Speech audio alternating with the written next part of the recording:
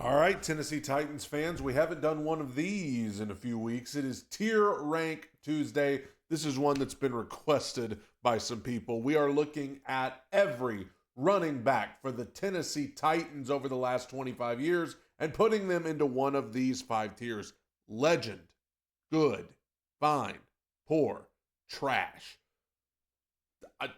I haven't given this any thought. I literally put all of the guys in there. I haven't thought about it. I haven't tried to plan out where everybody's going to go. I'm just going to start putting guys into tiers. I've tried to do this in as chronological of an order as possible. So we are starting with Eddie George. Eddie George, one of the top 5 players that is a reason why I even watch football to this day. Eddie is a legend. Eddie George is a legend. Come on. I mean, why are we even having to discuss this? Eddie George, right off the bat, goes into the legend tier. You can't really see the next guy really well because it chopped off his head, but that guy's name is Chris Brown. Chris Brown, not the singer. Not the singer of songs like With You and Forever. No, this was a different Chris Brown that played running back for the Tennessee Titans after Eddie George left. From what I remember about Chris Brown, he was fine. Chris Brown was fine. I'm just laughing at the fact that the picture cut his head off. Chris Brown was fine. I mean, he had to follow up Eddie George. What do you want? That next running back is Travis Henry. So we had a Henry on the Tennessee Titans playing running back even before Derrick Henry. This is Travis Henry around the Vince Young days. I mean, why did I even include Travis? I mean, he was such a he was never like a starter. I'm just going to put him into poor, because he never really. I remember he had one long run against the Eagles one time. I remember that. That's really the only memory I have of Travis Henry. We are to another picture where the head has been cut off of the photo, and it is Lindell White. Baby Lindell. You remember his touchdown dance that he used to do? He was part of a 1-2 punch with another running back that we're about to talk about. I thought Lindell was good. I don't know why it cut his head off of the picture, but I thought Lindell was good. Lindell, is kind of the thunder and lightning 1-2 punch with another guy that we're about to talk about. And Lindell was like the thunder. And he could, he was big dude, but he also had some speed. He could make some explosive runs, but also he was a good short yardage back too. I thought Lindell was good. Then we get to the lightning portion of the Thunder Lightning combo. It is Chris Johnson, CJ2K. So CJ2K goes into the legend tier. Absolutely. My thing with CJ2K, I hate the fact that we were so bad for much of the time that he was in Nashville. Hate it. Because he was a special guy, special running back, just huge play potential at any time. And we just had him on some of the worst football teams that you will ever see. And it sucks because I want to look back on Chris Johnson's career with fondness, and some of you do, and that's great. But it's hard for me to, because the Titans were just so bad for much of the time that Chris Johnson was here. Even though he was great, the Titans were so bad for much of the time that he was here. I still think if he had not gotten hurt in that playoff game against the Ravens, we would have won. But still, Kerry Collins, what were you doing in that game? Referees also, what were you doing? So yes, Chris Johnson goes into the legend tier. I just wish the teams had been better when he was here. Now we go to the post CJ2K era. The guy you might not have thought about in quite some time by the name of Antonio Andrews. Anybody remember Antonio? Oh boy. Oh, we're getting some dark days in Tennessee Titans history here, and I hope we're not back in those days now. Um, Antonio Andrews was fine. I mean, it was just, honestly, I don't even fault him. The Titans were so bad when Antonio Andrews was here.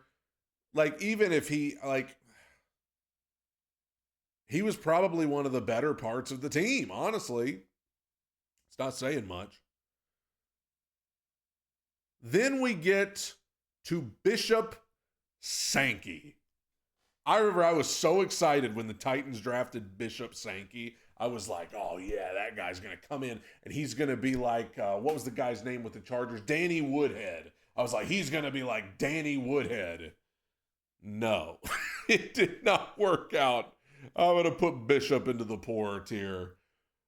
Bishop Sankey, from what I remember, I feel like he dealt with injuries, but it was just like he could do some things in the passing game, but overall, Bishop was just poor.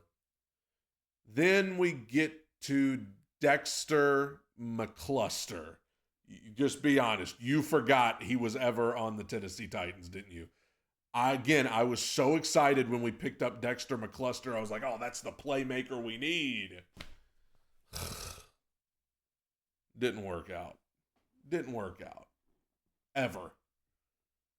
I'm gonna put Dexter in the poor tier. I think that I wish that I still think Dexter McCluster could have been a difference maker if the Titans had a better roster, but we were just so awful that Dexter McCluster was never going to lift us out of the terrible place we were in. I mean, that's the thing. This season of running backs, it was just so hard to find one to make a difference because we were so bad.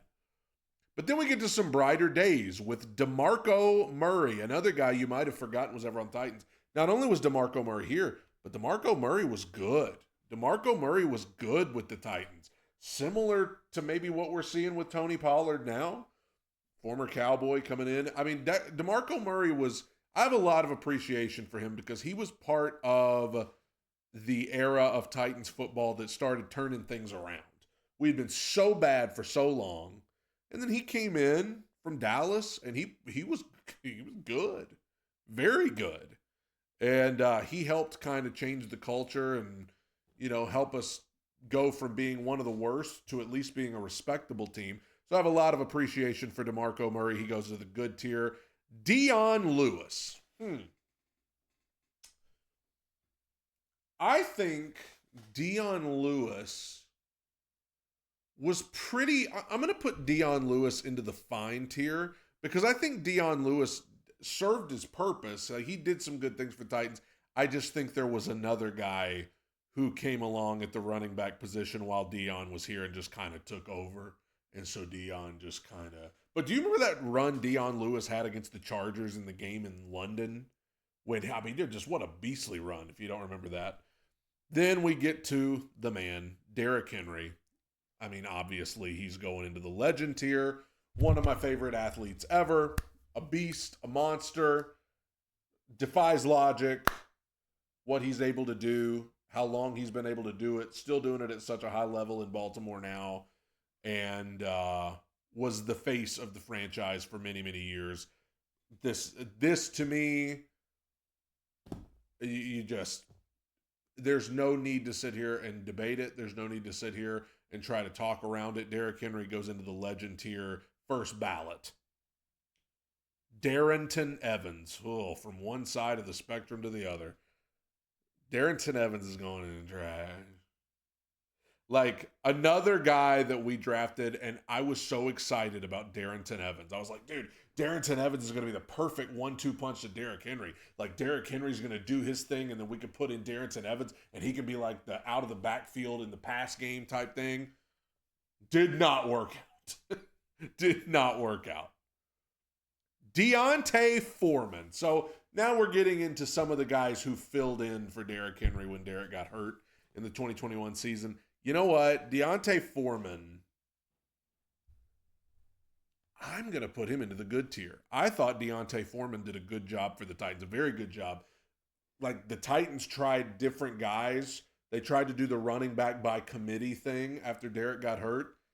And Deontay Foreman, in my opinion, just kind of took that over and became the guy. And the Titans, by the end of that regular season, they were looking like some semblance of the same Titans that they were with Derrick Henry with Deontay Foreman.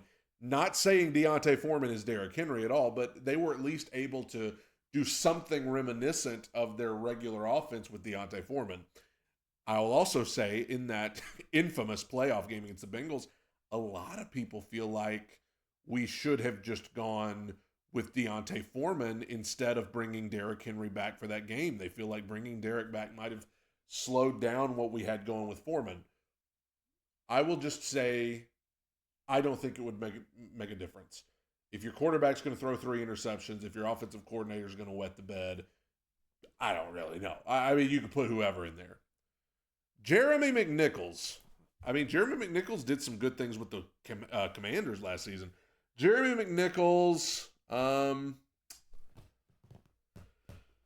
fine. I'll put Jeremy McNichols into the fine tier. I mean, definitely he had some nice moments as kind of a third string running back. He did some nice things.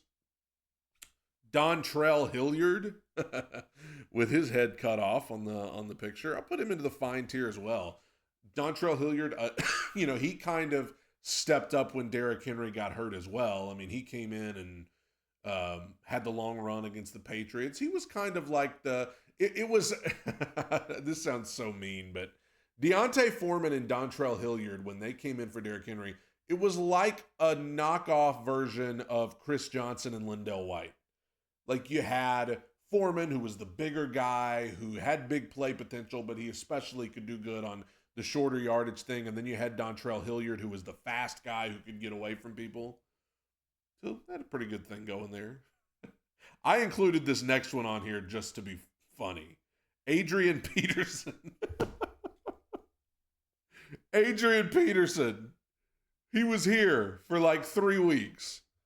I would have put AP in the trash just because, like, what a waste of time that was in hindsight. Like, in the moment, it felt kind of cool because, like, Derrick Henry's hurt, so we're going to bring in Derrick Henry before Derrick Henry got here. It was Adrian Peterson. But, like, I mean, it was pretty much like he was here for like 3 weeks.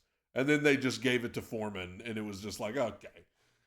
Oh, boy. Tony Pollard. Only been here 1 year, but I thought Pollard was good on a terrible team. One of the worst teams I've ever seen, but Tony Pollard was one of the lone bright spots. He goes in the good tier. I did a little award show after the season ended where I gave away my award for Player of the Year, and I gave it to Tony Pollard. I just thought, he played hard. He gave it everything he had when, he's been in the league long enough that, like, that he knew that he was on a terrible team, but he still showed up, played hard, and had a good season considering the circumstances. Last but not least, Tyjae Spears, a guy that I still remain excited about. I think he's a tremendous athlete, has explosive play potential. I said it on the podcast Monday. The only thing that worries me about Spears is the injuries, his durability. For right now, I'm going to put him into the fine tier, but I am concerned about his injuries. We saw him, missing a lot of time this past season. The Pollard Spears thing was supposed to be a 1-2 punch, and it eventually just became Pollard most of the time because Spears was hurt. He was in and out of the lineup. Makes me wonder if the Titans might draft a running back at some point late in the draft just to provide some competition, just because of Spears' durability being brought into question. But this is the Tennessee Titans running back tier list. In the trash, we've got Darrynton Evans and Adrian Peterson. I shouldn't have even included Adrian Peterson. That's not even fair. In the poor category, Travis Henry, Bishop Sankey, Dexter McCluster. What a trio. In the fine tier, Chris Brown, Antonio Andrews, Dion Lewis, Jeremy McNichols, Dontrell Hilliard, and Tyjae Spears. In the good category, Lindell White, DeMarco Murray, Deontay Foreman, and Tony Pollard. In the legend tier, you already knew these three were going to be the legend tier. Eddie George, Chris Johnson, Derrick Henry. What say you? Tighten up, everybody.